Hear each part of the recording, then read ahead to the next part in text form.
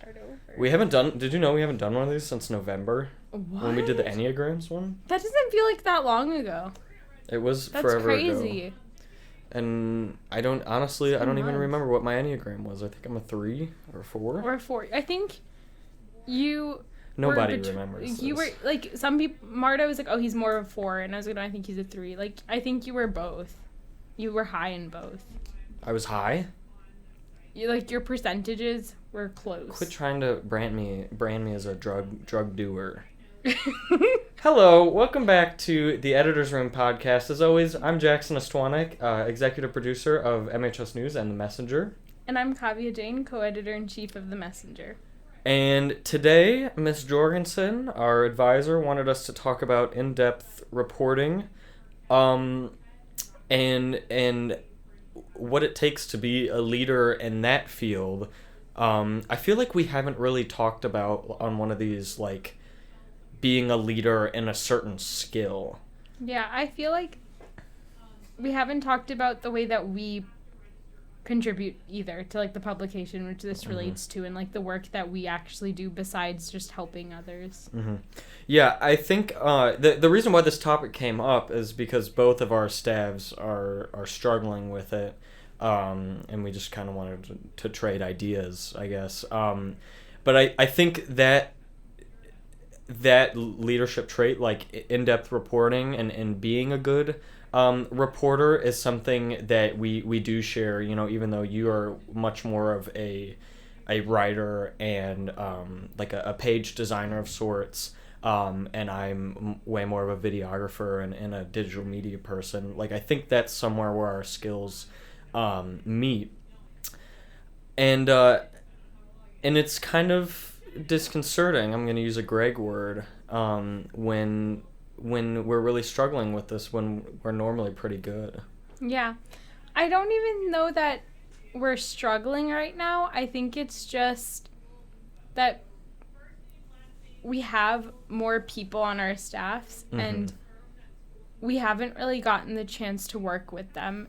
Because I think how a lot of people pick up in-depth reporting is by working with main editors. Like, I remember when I was a freshman, I worked on an in-depth with the editor-in-chief at that time, Ellie Toller, and I just remember being like, oh, so this is how she, like, writes these long stories. Yeah. And then I was like, okay, this makes sense. Like, I can imitate that.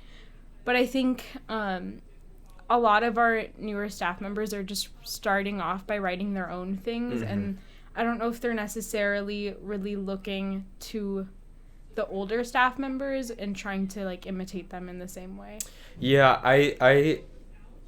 I guess I don't really think about that on The Messenger, because on MHS News we do a lot of modeling of everyone's work because the staff is so much smaller. Every time we publish something, we watch it in class and critique it.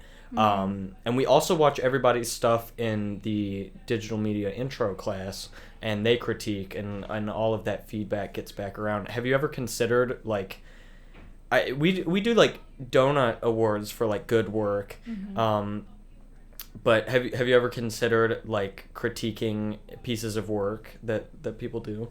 I think that would be something that we should definitely, like, think about, because I think when we did, earlier this week, last week, we did, we mapped out a story from the New York Times. Yeah. And I think that was important, and I think we needed to do that, and I think that was critique in a way. Obviously, it wasn't our work. Yeah.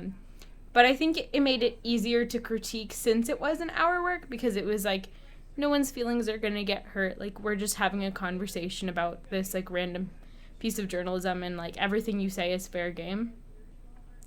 But I think that was helpful because we were able to talk about, like, what made that story good, and, like, the structure of the story, the sourcing, and what could be improved as well. I definitely, I didn't personally partake in that, but I heard that, like, people were very engaged. I feel like we've talked about this before, but, like, The Messenger does way better at, like, group activity stuff, despite being, like, a bigger staff, I think, just because I feel like you and Marta have way better ideas on what would be fun and how we could use your time to more effectively do an activity like that. But I feel like MHS News does more like skill growth activities compared to the Messenger does more like team building things. And maybe the Messenger doesn't need to do so much team building stuff. They need to do the skill building things, because I feel like we have right now like more unity than any other time I've been on staff. Like there's not a whole lot of like disagreements, and everybody has their friends and their routines and all that. So yeah, I definitely think we should consider starting to do some like skill building stuff. Yeah. I think part of the reason that it's harder to do skill building things is because like everybody in your class is making videos, but on the Messenger, like some people do cartoons, some people do opinions, some people do traditional story writing. And like while we ideally would want everyone to do more traditional story writing, like we need that variety, and like we want to allow that variety to like flourish and not try to make everyone like always do the same things. But I think skill building is definitely something we could work on more in smaller groups. But I don't think that means that we should take away team building, because I think like I want newspaper to be the space where people are like, wow, like this is my fun class. Like this is where we just hang out and like talk and I know everyone. Yeah. Like, I'm definitely not, I don't think we should take all that away. But there are I feel like there's some basic things that we could be doing, like that New York Times activity that would apply to like all interests in what people normally like to do. I kind of think we should talk about like why we think we're good in-depth reporters, like why we have the authority to, I guess, speak on this. I feel like how I would accurately display that, other than just like I've done way more stories than probably almost anybody on staff like ever, not to flex or anything, but I do think you and I have handled more sensitive topics. Like you have always, even from when you were a staff reporter, had your hands on the in-depth stories. Sensitive worldly topics like that we try to bring back to our school and apply to our community. Meanwhile, I've covered things like young kids with cancer and things like that. I don't feel like we need to list them, but I do think that there's an energy that's carried around, and sometimes I wonder like how we could pass that off to people. Yeah, no, that's true. I think we both really, if we're gonna cover something, if we're gonna put our time into something, I want it to be meaningful, and I want it to have some sort of reason. Like I hope that somebody reads it and learns something from it, like, or honestly, I want to learn. Usually the things that I write about are things I want to learn about, like toxic masculinity. Like obviously that was a phrase I'd heard about and something I kind of like knew-ish about. Knew it was a thing and I knew it mattered, but I didn't know why. So like I think usually what I choose to write about is things that I'm like, yes, I want to spend the next 3 weeks just learning everything I can about this and then trying to like pass this on to other people. So I feel that way about toxic masculinity, like human trafficking, and now I'm working on the sex recession. So like sustainability. Yeah. Honestly, I was trying to make a list the other day of like in-depth type stories that I've written, and I was like I can't even remember. Like I talked about like natural light in education, and then like what does it mean to be American was like one of the first ones I did. I don't know. Yeah. There's a lot. Sometimes I wonder, like sometimes people really struggle with getting through a story, and I think I literally wrote I was writing like a college essay today for a scholarship, and I wrote, oh, the overhead speaker's going I wrote, like, I do, you know, XYZ, I do photos, I do video, I write whatever, and you know, each day I get to cover like what I want to cover, and that's the space that we are in. And you know, if I'm going to be a professional journalist one day, I'm very well expecting to like be assigned things, even if I don't want to do them or aren't particularly interested in, and those assignments will probably be more priority than the interesting ideas, you know, I might have, whether I like them or not.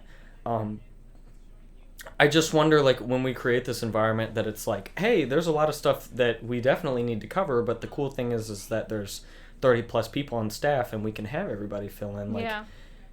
I always feel like when I go into a story, like, I care a lot about actually learning, and that's how I write the stories, because Exactly. I've learned about it to a quality degree, and then I can pass that on.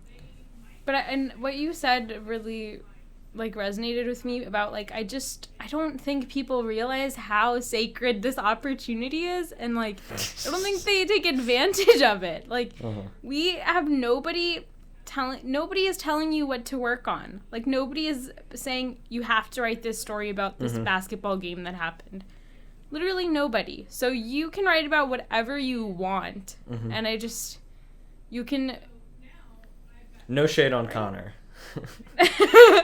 No, if that's what you want to write about, all power to you. You need people to write about that. But that's like not what I want to write about, and nobody is making me write about that. So I write about things that I think like that I wanted to learn about.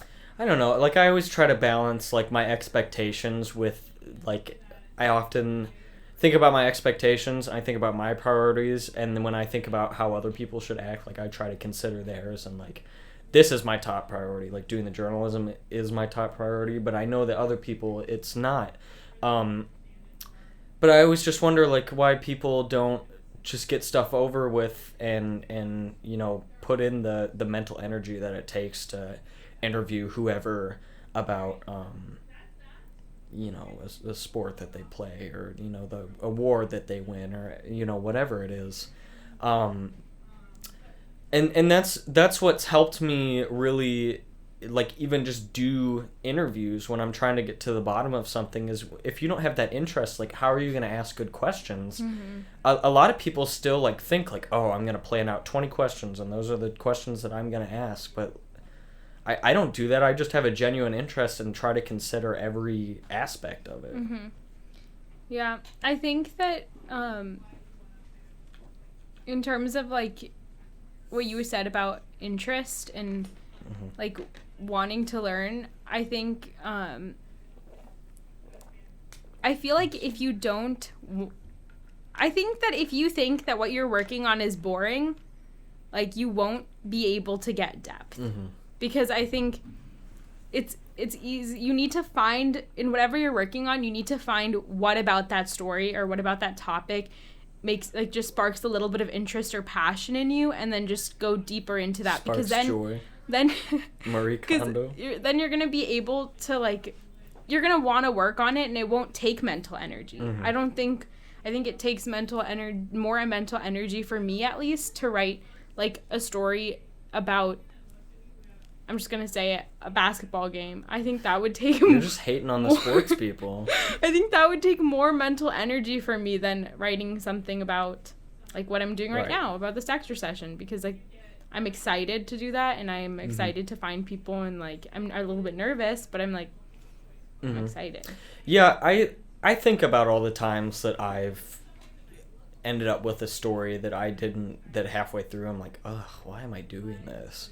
And I, you know, and they get done, because I take it as my job, and the job has to get done. But I know a lot of people, like, they feel like that, and then they start struggling with the story, and I'm like, oh, I can't make it work with the source, like, I can't meet up with them, or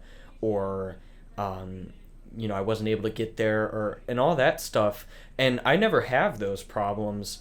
And the more I was considering, like, why that happens, I don't really like to consider anybody on staff as lazy. Like, I don't want to brand anybody as that. What I think it is that, like, they just run out of the mental energy to do it because they picked something they didn't, like, they weren't that interested in, or they didn't consider, is this something that I would be interested in following through. When we do big brainstorms and we have like a bajillion ideas on the board and then that ends up happening, I'm like, well, why didn't you pick something that you liked? Mm-hmm. I think, I don't know, but I just feel like it all comes back to, like, just finding something that you can relate to or find interesting in whatever you're writing about. And also not settling for sources. That is my biggest piece of advice, always. I really dislike it when it just really annoys me if a staff member says that they couldn't get the source because the source was busy or was in a class or whatever, and so that's what's holding them off on the story, especially when the story is not a profile about that source.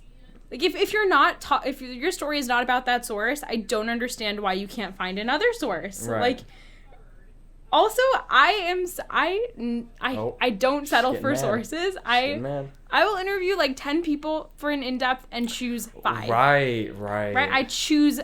I hand pick. I'll have like 10-minute interviews, and I'll hand pick. So I have options, and then I can pick the best people to include. So for toxic masculinity, I still remember there's like 3 guys who I just didn't include. I just think that, like, I just wish other people would realize that they have the power to do that, and they should do that, because you want your story to just have people and quotes and stories like little that you feel like are just the best. You don't want to settle because you have limited word count. Why would you want a source that's just mediocre when you could find a source that is wonderful? Yeah, it's the limitations, and that is something that I wish more people considered when they were like creating a story of any kind, big or long or whatever medium it's going to be in.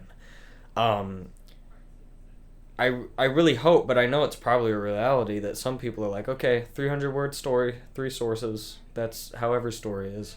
But that you can't create a good narrative when you are settling like that, like in your words. For instance, like this story that I'm just getting edited right now is about Amanda Yu. She just broke the longest standing girls swim record. It's the 100-meter fly. She's held, or that record's been held since 1996, so it's a pretty big deal to them. And originally when I got this story, which was about a week ago, I was like, I have to get the original woman, because how much of a different time was 1996, and yet this record is still stood, and why was she so good, and blah blah blah, and I didn't want to have to settle for like, here's this student profile on a good athlete, let's get the athlete and the coach and then somebody to just talk about.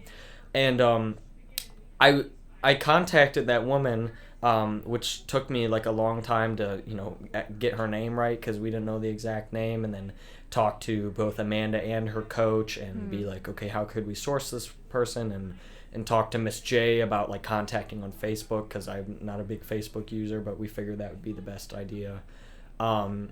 And I found the person, and she hasn't responded back, and I think I got another, like, I got the peer source, which is what I didn't want to settle for. And it's definitely like Connor, the sports editor, like he was like, he said something like, okay, you've included this source, but it's not like a big part of the story. Like, if it was that important to include, could you expand on this? And I'm thinking in my head, like, no, I don't want to expand on this because it's not that important to the story. And then I have to think like, well, then why did I include this person at all? It's because I couldn't get the person I wanted. So that's in the case where like I feel like people don't consider, they're just trying to get through it. And they don't consider that, like, I literally put in the story, like, we've reached out to the original lady and are awaiting a response. And I have in my mind that, like, I really hope that we are able to get in contact with her, because I want to be able to update this story and have her in there. There's so many, like, it's all about problem solving and like thinking through problems, for me at least, like when I'm doing quote in-depth reporting is that I don't let any problems stop me, and I know what like the most desirable outcome is, and I don't like wait around or let a problem become like too unmanageable. Mm-hmm. I think it's something you said that's important is that whole, like, you said something about how you shouldn't be like restricted by word count or like making a narrative fit into a word count. And I think that's another thing. I think people will get, like, let's say like what you were saying, they have 3 sources already, they're at, I don't know, 400 words, and then we'll suggest, why don't you add like another source or something, interview this person as well, and they'll say, well, I'm already at like 400 words, and it's like that wasn't the point for you to write a numbered story. Yeah, it's not. And also the thing is that like we can cut what you already have. Like, it's not set in stone. And I think that it's scary sometimes, and people are, it's upsetting. I understand that it's upsetting. Like, you interview a source and maybe you transcribe it and you think that you're going to include them. But if something better comes your way, like, just, I think it's important to just be able to replace things and make nothing that is set in decision. stone until it goes into print, and like probably the majority of our content doesn't even go on print now. Like, it goes online. We have so many staff members, and it's like, well, nothing that we put online is on print. I mean, I can go back to any story we've ever posted and change it. So, you know, why would you sit around and say, oh, 2 of these sources, like, I couldn't get in contact with, and it was a struggle, and I'm going to settle for that. But now it's, like, made my story late, or I'm trying to get it edited, like, the Friday before we have to do coverage evaluations. It's you always say, like, act with a sense of urgency. It's like, if you're not acting urgent about it, you're just wasting your time, and then when you do have it, you're wasting our time because you didn't do it in a timely manner. I think you said that the key to your in-depth reporting is problem solving, and I feel like the key to mine is probably, obviously, sourcing. I've talked about that a lot, but more than that, I think it's pre-reporting. I think a lot of people don't want to write stories that require them to put in that effort beforehand, but I think it's so important to writing deeper stories, because I think you need to know what to ask, and you won't know what to ask unless you know the answers, which sounds weird, but ahead of time. You should know the answers before you ask for them, because then how are you going to know how to ask for them? Or how are you going to know like what all they have to offer for you? Exactly. And it might not be an effort thing. Like, I'm trying to be less cynical in this new year. I think people might just be viewing how to do a story wrong. Like, they could be considering that it's just like, I contact the source and they'll give me the information, and then I go and do my interview, and then that's it. No, I think that's a really good point. I think you're right. It might not be about like them not wanting to put in effort, but just not realizing that the source doesn't give you the depth. You have to know exactly what questions to ask to get depth, and I think in that way the writer is responsible. It's up to the writer completely to get depth in their stories. Right. Like, you can't expect a source to give you more information than you're asking for. You know, I think we should do some sort of activity where we pick like a style of story that would be easy for everybody to do. And this is, I would have no idea how we would accomplish this with everybody. But like, we challenge different groups of people to approach it from a different way of writing. For instance, like, I think one of the reasons why, like, I'm a stronger reporter is that when I do a story, I never do it the same way twice. I don't approach the sources the same. I don't edit it the same. I don't get the same shots or sequence of shots. And, you know, that's pretty obvious because it's like, you know, I cover tons of different things. But, like, I'm not scared to do it in a fluid manner where I never think like, oh, I did it exactly like this before, so I'm gonna go in and cut it the same and organize it. I feel like if we challenged people, like if we came up with different routes, maybe if we talked to more experienced reporters like Sarah or Monsi and be like, how do you cover something? And they tell us their method, and then we have another method, and we have this, like, challenging people to do it that way and opening their eyes to that they don't have to do it the same way every time. And I think people are stuck in that, like, if I do it the same way every time, then it will become easier because it's routine. When really, if you are more open-minded about there isn't one way to do it, and in fact, each story will have a better way of doing it. I've said the word "do" like a million times now. But yeah, I think that might be something to challenge people to, like, open their minds. Yeah, but also I think what you, like, more than that, it's what way do you works for you? Because I think I am definitely, I like to be prepared, and I still do get nervous sometimes before interviews. So I like to like, I am definitely the kind of person who prepares and, like, thinks about the topic a lot before I go into an interview. And I, like, sit with it. I do some I do some reading, and ideally I like to talk to an expert earlier on in the process. Like, I think some people wait to get the expert last. I definitely like to get the expert earlier on. So, like, right now I just started that sex recession story. So I found some links, found some data, like, what am I going to use for my nut graph? Like, why am I writing this, right? And then the first thing I did was email experts. And so now I'm going to start thinking about, like, what students should I get? What should I ask them?